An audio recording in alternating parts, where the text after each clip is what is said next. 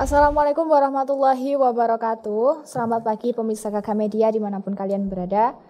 Semoga kalian senantiasa dirahmati kesehatan oleh Allah Subhanahu Wa Taala.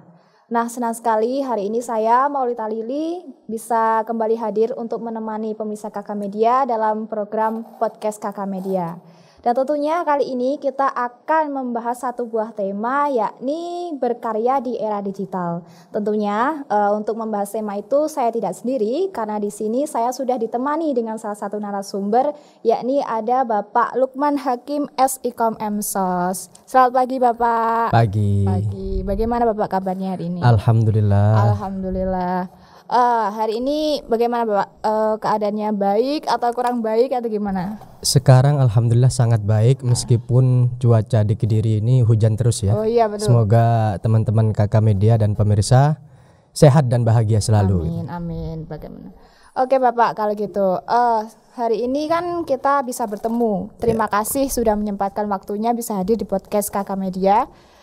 Tentunya kita nanti akan membahas tema tadi ya Bapak, berkarya di era digital.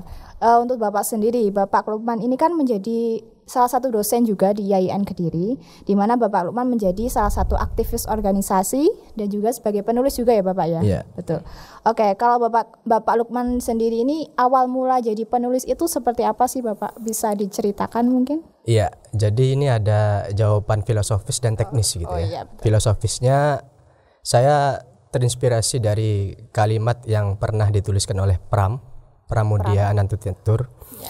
Jadi beliau pernah mengatakan bahwa orang boleh pandai setinggi langit, tapi selama dia tidak menulis, dia akan tenggelam dari sejarah dan masyarakat. Maka menulis itu adalah bekerja untuk keabadian gitu. Ya. Jadi untuk mengabadikan raga kita yang katakanlah nanti akan berkalang tanah, maka kita harus menulis supaya gagasan kita itu bisa dinikmati oleh orang-orang yang akan selanjutnya akan menikmati pemikiran-pemikiran kita. Nah, kalau alasan teknisnya ya, sekaligus alasan yang santai menurut saya. Yang pertama, ketika itu memang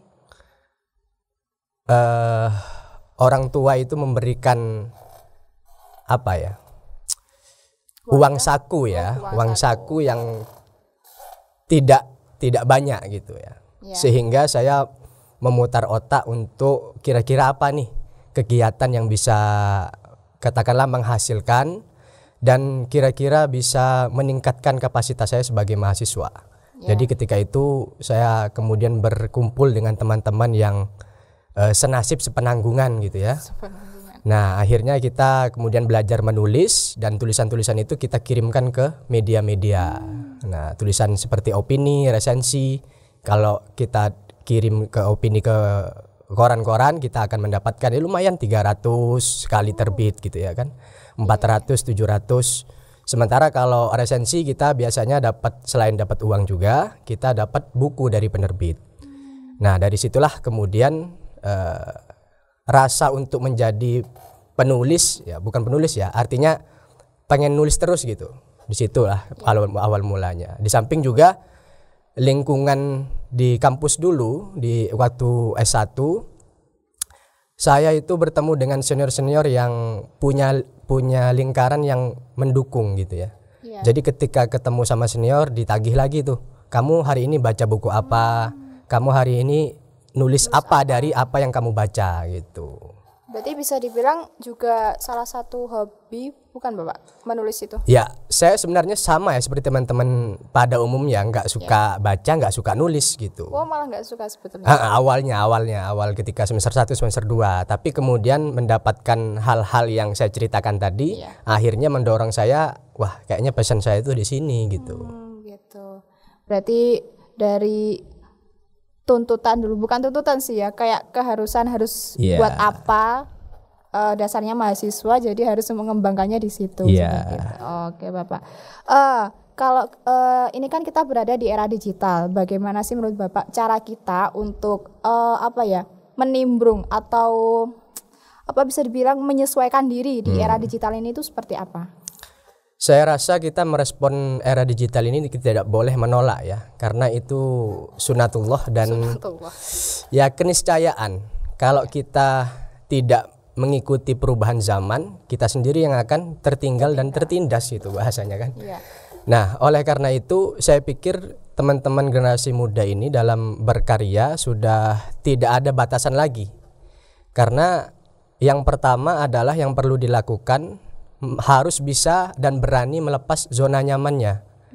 Karena zona nyaman itu kalau menurut saya ya nyaman ketika itu saja. Nyaman terbatas gitu loh. Tapi ketika dia kemudian zamannya berkembang, dia tidak mau menyesuaikan diri, nyaman dengan zona nyamannya, maka dia pada akhirnya akan tertinggal dan akan tidak bisa mengikuti perkembangan zaman. Dan sementara teman-temannya semua sudah berkarya, sudah maju, sudah kaya gitu kan. Teman-teman itu orientasinya kaya semua. Nah, ketika kita tidak bisa menghasilkan sebuah karya dengan melepas zona nyaman itu, maka kita tidak akan bisa jadi apa-apa. Sehingga melepas zona nyaman itu sebuah keharusan. Jangan sampai kita ini merasa wah saya ini udah nyaman di sini ngapain mau berubah. Jangan sampai mindsetnya seperti itu. Berarti juga bisa dibilang harus melawan ketakutan itu sendiri juga, Bapak. Iya, melawan dunia mungkin. Jadi saya melihat bahwa setiap kita itu punya potensi ya. Siapapun betul. Ketika kita lahir itu potensi kita pasti ada. Cuma kadang kita tidak tahu dan belum mengeksplor sehingga kita tidak bisa, katakanlah aku pengen mendalami ini, aku pengen fokus di ini. Sehingga ketika katakanlah menjalani perkuliahan dari semester 1 sampai semester 8 itu tidak paham apa yang mau didalami. Saya kira kayak gitu. Berarti memang harus kita tahu dulu kita passionnya di mana, habis itu kita juga harus berani dulu untuk mengambil untuk menjemput itu, berarti begitu ya Pak? Iya. Oke, kan kalau era digital ini Bapak, kan memang kita kan sudah ada di era ini. Tentunya kan sekarang sudah terfasilitasi semua. Kalau kita ingin jadi penulis, sebetulnya langkah awal apa sih yang harus kita lakukan untuk menjadi penulis di era sekarang? Iya, jadi ini adalah rumus yang sama seperti dulu sebetulnya. Kalau soal platform era digital itu kan hanya alat saja gitu. Ya, tapi untuk bisa menulis itu syarat utamanya adalah membaca. Jadi sama kayak kita makan gitu kan. Kita makan itu sama kita seperti membaca. Kita perlu banyak nutrisi sehingga tubuh kita itu akan memproses makanan itu dengan energi. Nah, ketika kita tidak pernah membaca, maka otomatis input pengetahuan, input wawasan itu tidak ada dan kita tentu tidak bisa menulis. Jadi yang paling penting dalam sebuah proses menulis itu adalah konsistensi dan keistiqomahan dalam membaca. Gitu. Nah, hal-hal lain misalnya ketika kita sudah membaca adalah berani untuk mencoba untuk menulis gitu ya. Nah, teman-teman itu yang menurut saya perlu dikritik ya, salah satunya ketika pengen menjadi penulis tapi mereka ini baca buku-buku motivasi menulis gitu ya. Jadi fokus terhadap apa yang dia baca, motivasinya saja. Padahal kalau kita pengen menjadi penulis itu ya kita praktekkan.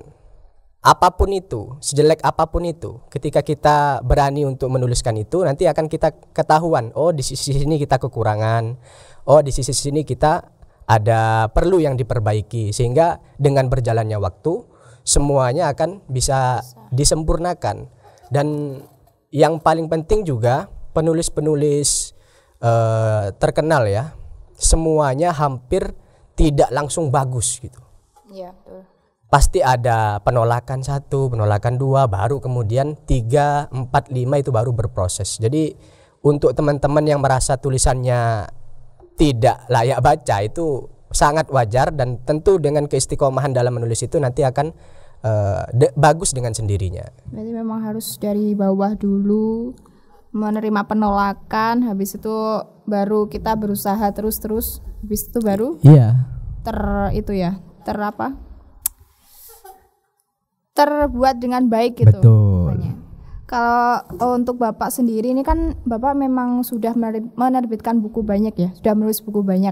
Ya gitu. Beberapa. Alasan terbesar Bapak sendiri selain dari tadi dari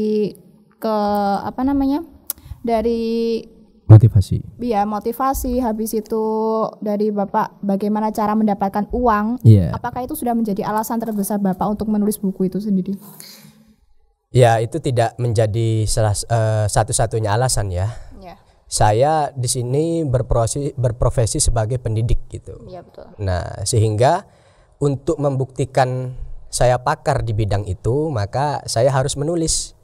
Dan dengan tulisan-tulisan itu, apakah itu bentuknya artikel, apakah itu bentuknya opini, apakah bentuknya itu features ataukah buku, itu kemudian saya merasa punya kewajiban moral untuk menginspirasi mahasiswa-mahasiswa saya. Nah, bayangkan saya katakanlah mengajar tapi tidak punya tulisan gitu kan. Nah, itu menurut saya agak lucu, sehingga apa yang saya berusaha telurkan dari pemikiran saya dalam bentuk buku atau tulisan itu nanti bisa menjadi tuntunan bagi mahasiswa supaya dia bisa mendalami apa yang saya jelaskan di kelas gitu. Ini kan juga banyak dari mahasiswa yang memang mereka juga memiliki hobi ataupun memiliki kebiasaan juga menulis. Tapi mereka itu bingung bagaimana sih caranya untuk menerbitkan tulisan mereka. Mungkin langkah-langkahnya agar tulisan mereka itu dari tulisan bisa jadi karya terkenal atau bisa dikenal seperti itu. Iya, jadi pemahaman ya dari teman-teman atau halayak pada umumnya yang nggak ngerti dunia tulis menulis itu memahami menerbitkan buku itu caranya sulit sekali gitu ya. Padahal itu menurut saya mudah sekali. Mudah sekali karena ada dua penerbit ya menurut saya kalau bisa kita kategorikan secara umum. Ada penerbit indie, ada penerbit mayor gitu. Kalau penerbit indie itu adalah penerbit katakanlah kalau kita sederhanakan penerbit dengan kemampuan untuk menerbitkan itu dari kita sendiri. Artinya dari segi uangnya kita akan membayar, kemudian dari segi distribusinya dari kita sendiri, dan kadang-kadang juga ada editor dari penerbit indie sendiri. Tapi pada umumnya itu bisa lebih mudah sehingga teman-teman itu ketika sudah punya karya dan sudah siap terbit langsung aja dikirim.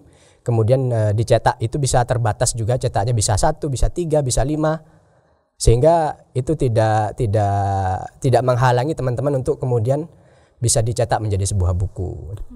Nah, yang kedua itu penerbit mayor. Penerbit mayor ini bedanya adalah seleksi naskah gitu ya. Kalau yang pertama itu tanpa seleksi, bisa langsung diterbitkan. Kalau yang kedua ini seleksinya agak ketat. Karena naskah-naskah yang akan diterbitkan itu naskah-naskah terpilih dan akan diterbitkan secara nasional, dan biasanya itu ada di Gramedia, di Togamas, di Gunung Agung, kemudian di platform marketplace gitu ya. Dan itu semuanya bisa diakses, sehingga untuk awal-awal saya dulu juga pakai penerbit indie juga untuk awal-awal supaya kita mentalnya atau kepedeannya terbangun lah. Wah, saya punya satu karya yang sudah saya terbitkan. Tapi karya kedua, ketiga, keempat saya berusaha untuk bisa lolos di penerbit mayor gitu. Seperti itu. Berarti memang sebetulnya mudah, cuma memang kayak panjang gitu ya Pak prosesnya. Iya, artinya sekarang itu ya ini informasi juga ya, teman-teman coba biasakan untuk menulis. Nanti tulisan itu kemudian ditambahi bumbu-bumbu, ditambahi penjelasan-penjelasan yang agak panjang sehingga layak menjadi buku dan kemudian bisa diterbitkan. Itu saya kira meskipun masih jarang perlu didorong ya teman-teman mahasiswa. Nah, kalau kita ingin menulis itu sendiri kan berarti kita yang pertama kita harus memiliki ide dulu ya Pak. Iya. Kalau untuk memunculkan ide itu sendiri itu sebetulnya harus dari kebiasaan kita mungkin, atau bisa kita dari mana gitu untuk memunculkan ide itu sendiri? Iya, jadi ide itu bisa muncul dari mana aja ya. Iya, betul. Nah, salah satunya kita mungkin, kalau saya biasanya justru ide itu banyak muncul dari bacaan saya. Jadi misalnya saya lagi bosan baca novel. Nah, di dalam cerita novel itu kemudian saya mendapatkan banyak inspirasi. Biasanya saya juga mengkorelasikan antara bacaan saya dengan konteks sekarang.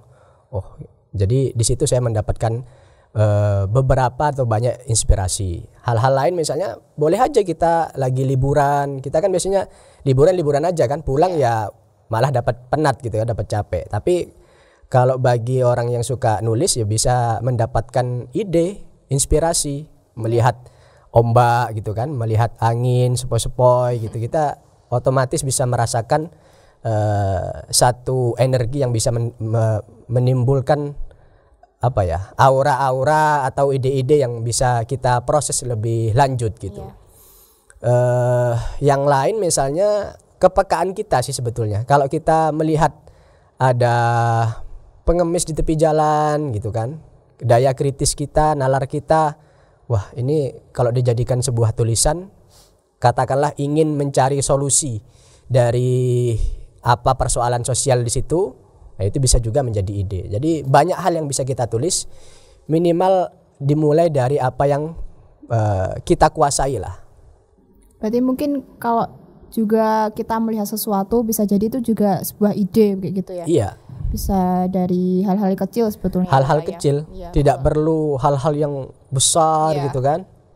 Apalagi juga kalau kita menulis tentang diri kita sendiri itu sudah sama saja seperti ide juga ya Bapak ya. Betul.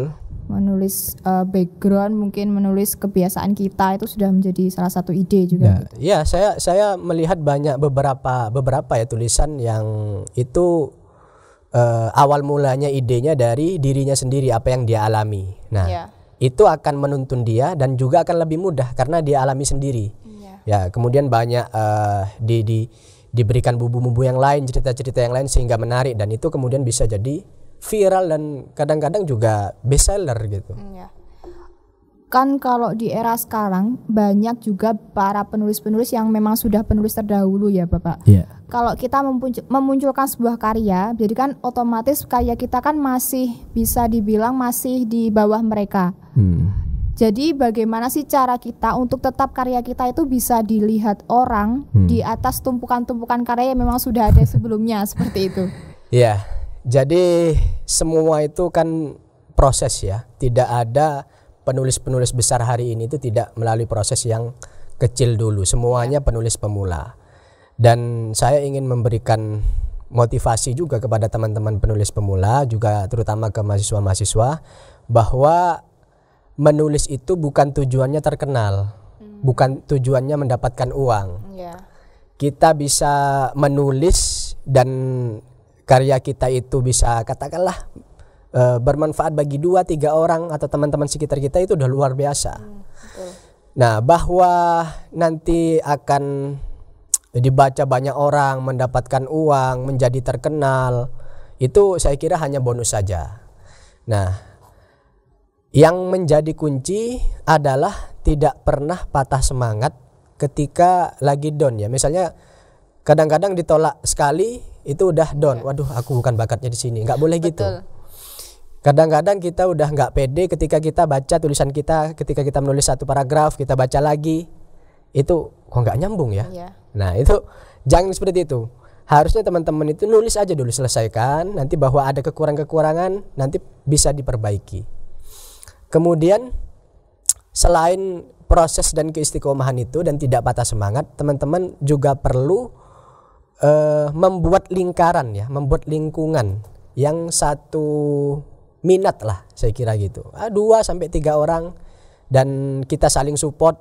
Pernah nulis ini, kemudian kita minta baca teman-teman yang lain, minta diperbaiki, atau mungkin nanti di atasnya lagi sudah minta koreksi dengan penulis-penulis yang sudah mapan. Saya kira itu proses yang bisa teman-teman lalui. Dan yang penting jangan patah semangat, terus saja nulis, karena setiap tulisan itu pasti ada pembacanya ya. Saya meyakini itu. Dan setiap tulisan itu memang tidak akan memuaskan semua orang. Betul. Seperti kita lah, kita mau baik seperti apapun pasti ada orang yang nggak suka juga. Jadi jangan memahami bahwa ketika menulis itu karyanya tidak akan dibaca orang, pasti ada orang yang akan membaca. Setidaknya memang menulis itu bisa memuaskan diri kita sendiri itu dulu, baru orang lain mau terima atau tidak itu juga terserah mereka, seperti itu ya. Baik, kalau tadi kan bisa dibilang kita harus memiliki circle terlebih dahulu yang sama, circle penulis mungkin ya Pak. Jadi agar seperti tadi juga kita bisa menghargai tulisan kita, jangan down dulu kalau memang ada yang salah. Nah, ini kan berarti berkaitan dengan prinsip penulis itu sendiri. Nah, untuk prinsip-prinsip apa saja sih Bapak sebagai kalau kita ingin jadi penulis itu agar kita tetap bisa maju, walaupun kita mungkin sebelumnya kita bisa down terlebih dahulu kayak gitu. Iya, kalau kita udah katakanlah menulis satu buku, satu tulisan, itu secara otomatis itu bisa membangun kepercayaan diri kita, mental kita. Kayak misalnya saya dulu tulisan saya pertama kali dimuat di koran katakanlah gitu. Itu udah membuat saya pede, membuat saya memahami bahwa saya punya potensi gitu. Saya bisa setara dengan penulis-penulis koran seperti Pak Rektor atau pengamat-pengamat politik, pengamat ekonomi dan tokoh-tokoh nasional gitu. Sehingga dengan berjalannya waktu saya mulai menulis tema-tema yang lain dengan memperkaya bacaan-bacaan. Itu kemudian membuat saya lebih pede memang. Dan ketika saya merasa bahwa dengan menulis itu pikiran saya, nama saya bisa dikenal banyak orang dan itu menunjukkan kapasitas dan kepakaran saya, maka itu sudah lebih dari cukup menurut saya untuk diri saya, bahwa tulisan itu akan bermanfaat bagi orang lain, itu akan melalui proses yang lain gitu. Berarti memang yang pertama kita harus pede dengan karya kita sendiri terlebih dahulu kayak gitu ya Pak. Oke, nah tadi kan berkaitan dengan prinsip. Pastikan setiap kita melakukan sesuatu pasti ada tantangannya. Nah, untuk penulis ini sendiri nih Bapak, tantangan dari menulis itu sendiri apa sih? Ini terutama penulis pemula ya. Iya, betul. Penulis pemula ini kadang-kadang karena memang tidak diawali dengan bacaan yang banyak, jadi terbatas. Kalau misalnya kita ingin menulis tentang pemandangan alam. Nah, menulis tentang pemandangan alam. Itu kita akan terbatas hanya melihat gunung, matahari seperti anak TK yang menggambar gitu kan. Betul. Tapi kalau kita punya naluri untuk menulis, kita akan melihat pertama kali ketika misalnya kita akan ditugaskan atau ingin menulis tentang pemandangan alam, maka kita harus mencari sudut pandang yang lain. Jangan sama. Kalau kita menulis pemandangan ada gunungnya, ada mataharinya, di tengah-tengahnya ada sungai gitu, orang semua sudah tahu. Tapi misalnya ada hutan gitu kan, kemudian ada orang yang menebang secara liar, itu pemandangan alam juga, tapi diberikan konteks yang berbeda gitu dengan pemandangan alam yang lain. Dan itu saya pikir bisa menggugah kesadaran masyarakat. Itu juga bentuk kritik bahwa alam itu menjadi kehidupan kita semua kita sudah paham. Tapi ada loh sebagian masyarakat, sebagian oknum yang membuat alam itu menjadi tandus gitu. Nah, sehingga sudut pandang atau diberikan konteks yang menarik dalam sebuah tulisan itu sangat penting.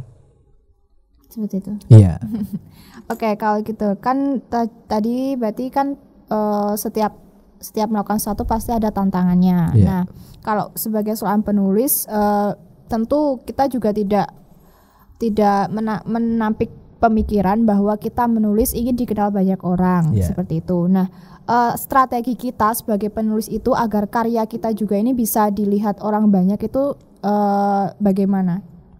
Ya, ini karena temanya digital ya. Iya, betul. Sekarang itu sudah banyak platform menulis digital.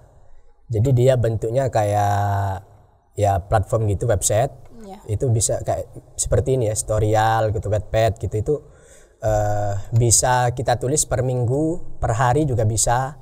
Dan itu saya kira bisa menjadi platform masa depan ya. Jadi menulis itu tidak melulu di kertas saja atau di media saja, tapi di platform seperti itu juga bisa dicoba. Dan kalau kita bicara, kalau dia nulis di platform digital seperti itu, platform digital menulis seperti itu, maka orang semuanya akan bisa mengakses.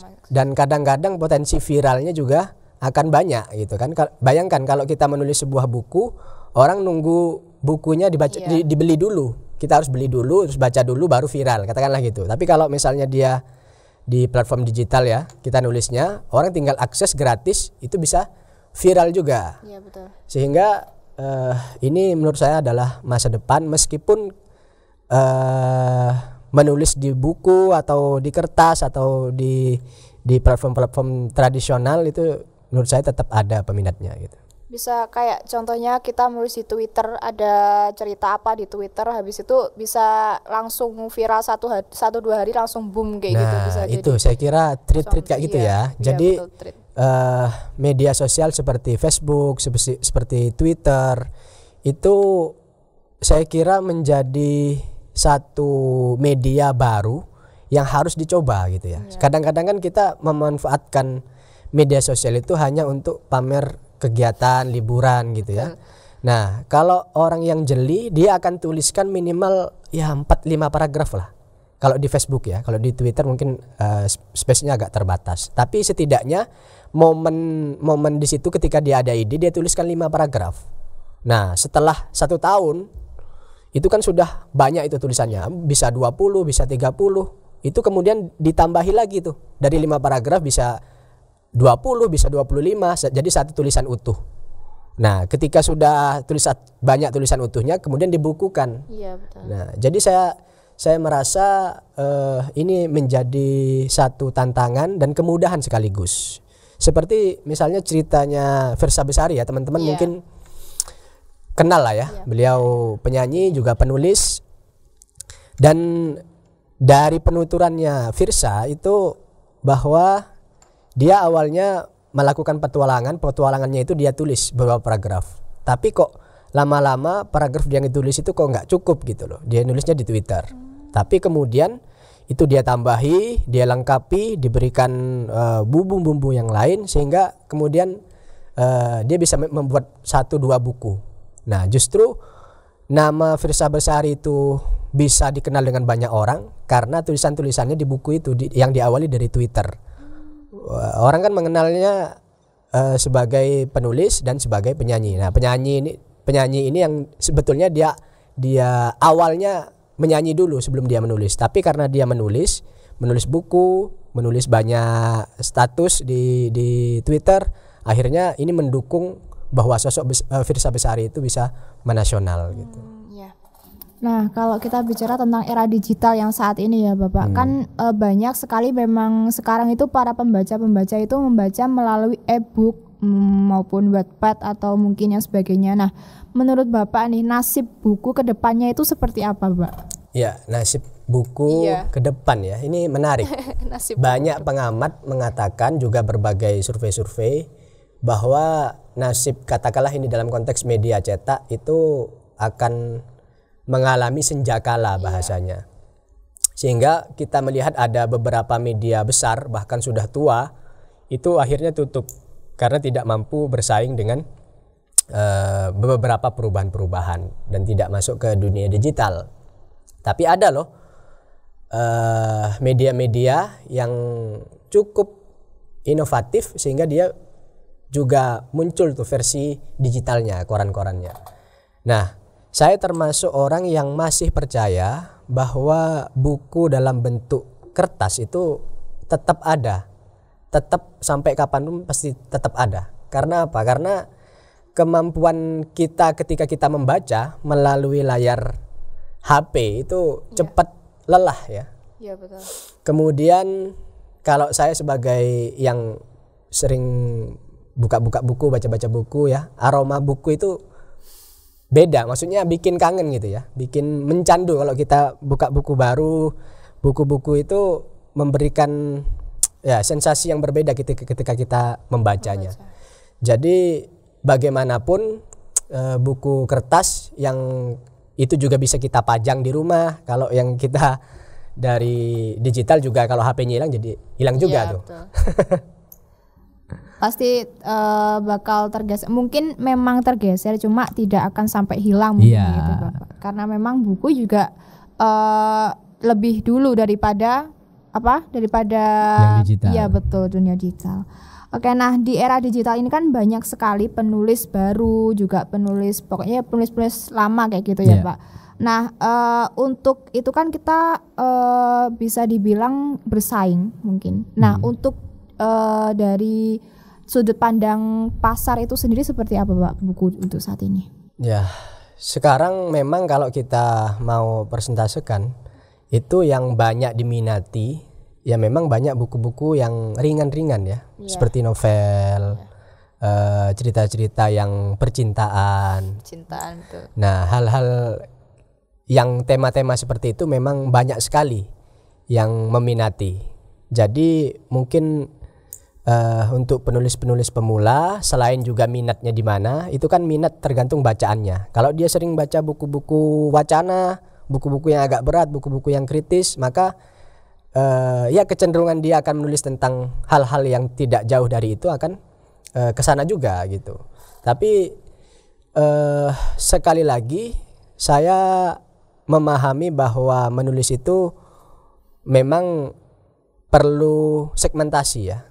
Misalnya saya menulis kemarin tentang buku teknik reportase. Nah, segmentasi saya adalah mahasiswa. Nah, jadi ketika kita akan menentukan segmentasi buku itu, maka disesuaikan dengan halayak yang akan membaca karya kita itu. Berarti kalau misalnya dia mahasiswa dan itu buku ajar, maka bahasa-bahasanya ya tidak boleh terlalu berat gitu. Ya tetap ada kalimat-kalimat atau kata-kata yang ilmiah, tapi tetap mudah dipahami oleh teman-teman mahasiswa. Nah, kalau kita berbicara tentang peluang nih Bapak, kalau di era digital ini sendiri peluang untuk penulis itu sendiri seperti apa gitu? Peluangnya saya pikir tetap besar ya. Karena ketika sekarang kita memahami bahwa penulis itu sudah banyak, itu justru setiap penulis itu punya keunikan masing-masing gitu. Nggak mungkin sama antara Eka Kurniawan dengan Terelie, nggak mungkin sama. Jadi saya pikir teman-teman perlu optimis bahwa dengan menulis itu juga bisa selain keterkenalan, juga bisa ya membantu ekonomi teman-teman. Seperti yang saya ceritakan tadi, bahwa perjalanan misalnya yang sering diceritakan oleh Terelie, dia dulu di UI menulis awalnya tema-tema tentang ekonomi politik gitu ya. Di koran-koran dia sudah banyak tembus, tapi akhirnya kemudian dia banting setir ke menulis novel. Nah, itu perjalanan seorang penulis, dia bisa 180 derajat pindah haluan gitu ya, ke tema-tema yang menurut dia kayaknya aku passionnya di sini gitu. Nah, untuk sebagai seorang penulis itu sendiri Pak, bagaimana sih konsistensi yang seperti apa yang harus kita pegang sebagai penulis itu untuk tetap kita mengeluarkan karya, mungkin seperti itu?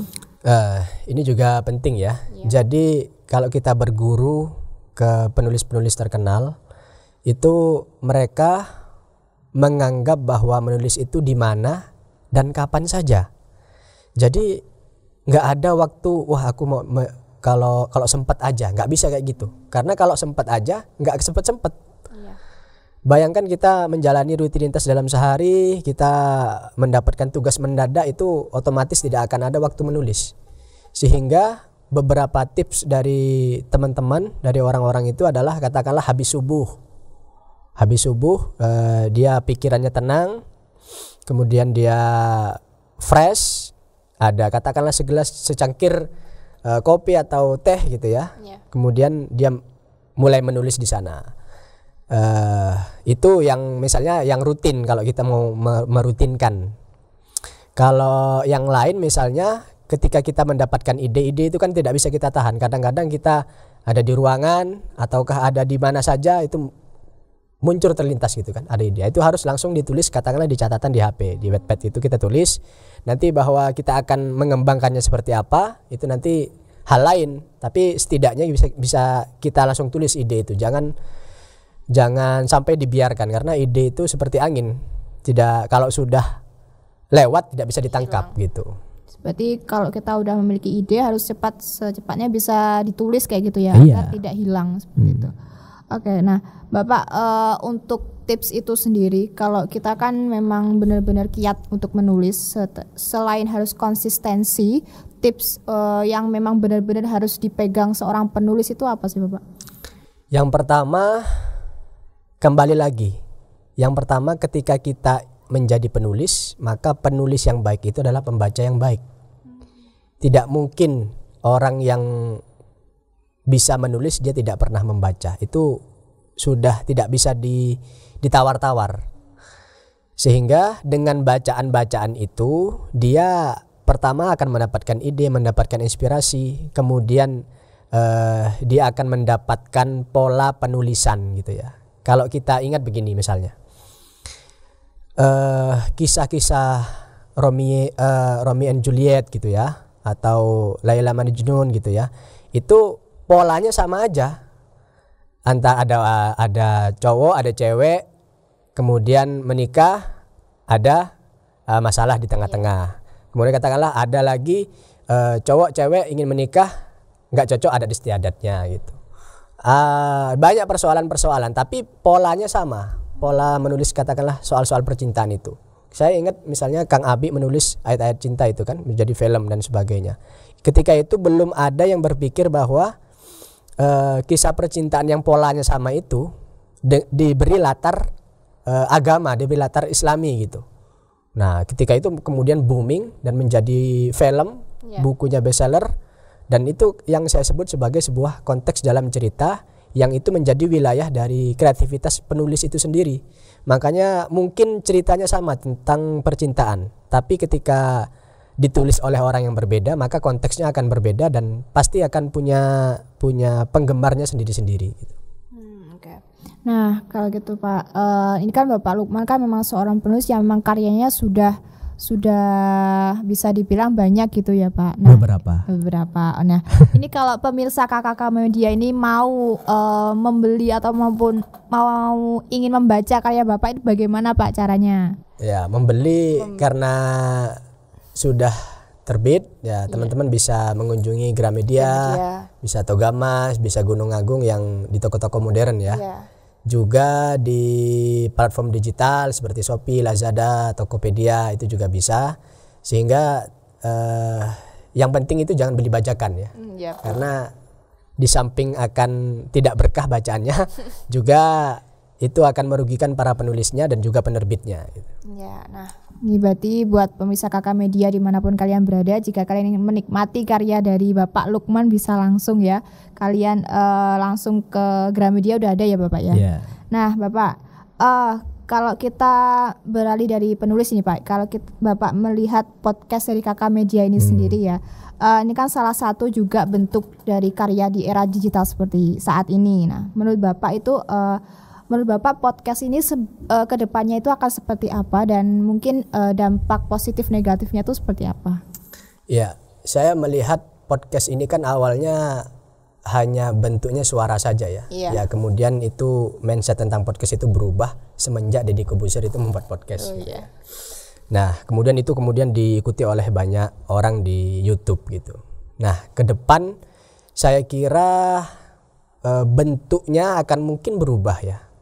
Tapi bahwa cara kita menampilkan sebuah acara dengan cara santai seperti ini itu menarik ya. Di samping katakanlah kalau misalnya kita melihat cara Deddy Corbuzier untuk men-setting acaranya itu santai dan tidak banyak hal-hal yang serius meskipun yang diundang itu adalah serius.